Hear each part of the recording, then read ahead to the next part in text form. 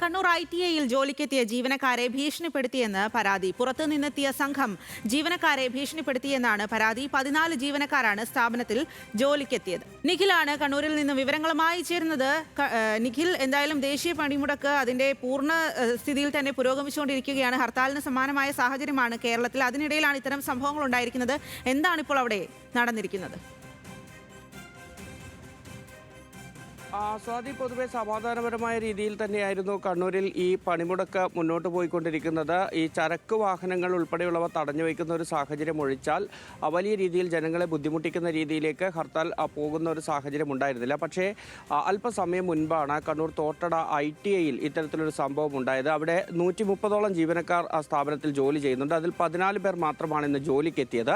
ആ ജോലിക്കെത്തിയ 14 പേരെ ആദ്യം സമരാനുകൂലികളായ ആളുകൾ എത്തുകയും അവരോട് ഇന്ന് ഈ പണിമുടക്കിന്റെ ഭാഗമാകണമെന്ന് ആവശ്യപ്പെടുകയും ചെയ്തു. പക്ഷേ സർക്കാർ ഡയസ്നോൺ പ്രഖ്യാപിച്ചിരിക്കുന്ന സാഹചര്യത്തിൽ തങ്ങൾ പണിമുടക്കിൽ പങ്കെടുക്കുന്നില്ല, തങ്ങൾ ജോലിയിൽ തുടരുമെന്ന് ഇവർ പറയുകയും ചെയ്തു. ഇതിന് പിന്നാലെയാണ് പുറത്തുനിന്ന് 30ഓളം ആളുകൾ സംഘടിച്ച് ഈ തോട്ടട ITIക്കകത്തേക്ക് എത്തിയത്.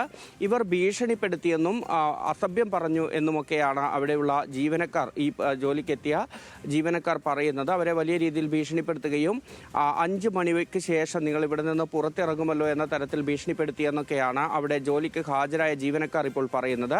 ഇതിനിടയിൽ തന്നെ ഈ NGO യൂണിയന്റെ ഉൾപ്പെടെയുള്ള ജില്ലാ നേതാക്കളും അവിടേക്ക് എത്തി. അവരുടെ ഭാഗത്തു നിന്നും ഭീഷണി ഉണ്ടായി എന്ന തരത്തിലുള്ള ആരോപണവും ഇപ്പോഴേതായാലും ഉണ്ട്. ഇവർ പറയുന്നത് ഇതേ സമയം തന്നെ ഈ NGO യൂണിയന്റെ ജില്ലാ നേതാക്കൾ ഉൾപ്പെടെയുള്ള ആളുകൾ പറയുന്നത് ഇവർ ജോലിക്ക് എത്തിയത് ഇത്തരത്തിലൊരു വാർത്തയാകുന്നതിന് വേണ്ടിയാണ്. അതായത് പണിമുടക്ക് ദിനത്തിൽ ജോലിക്ക് എത്തിയത് വാർത്തയാകുന്നതിന് വേണ്ടി മാത്രം എത്തിയവരാണ്. ഇവർ ഈ രജിസ്റ്ററിൽ ഒപ്പുവെച്ച ശേഷം അല്ലെങ്കിൽ പഞ്ച് ചെയ്തതിന് ശേഷം ഇവർ ജോലി എടുക്കുന്നില്ല, പകരം മറ്റ് സീറ്റുകളിലൊക്കെ പോയി ഇരിക്കുകയാണ് ചെയ്യുന്നത് തുടങ്ങിയ ആരോപണങ്ങളാണ് ഈ പണിമുടക്ക് അനുകൂലികൾ ഉന്നയിക്കുന്നത്. ഇത് സംബന്ധിച്ച് ചെറിയൊരു വാക്തർക്കവും അവിടെ ഉണ്ടാകുന്ന ഒരു സാഹചര്യം ഉണ്ടായിരുന്നു. ഏതായാലും പോലീസൊക്കെ എത്തിയതിന് ശേഷമാണ് ഈ പുറമേ നിന്ന് എത്തിയ സംഘം അവിടെ നിന്ന് മടങ്ങിപ്പോകുന്ന ഒരു സാഹചര്യം ഉണ്ടായത്. ഏതായാലും ഇപ്പോഴും ജീവനക്കാർ ഓഫീസിനകത്ത് തുടരുന്നുണ്ട്. ശരി നിഖിൽ.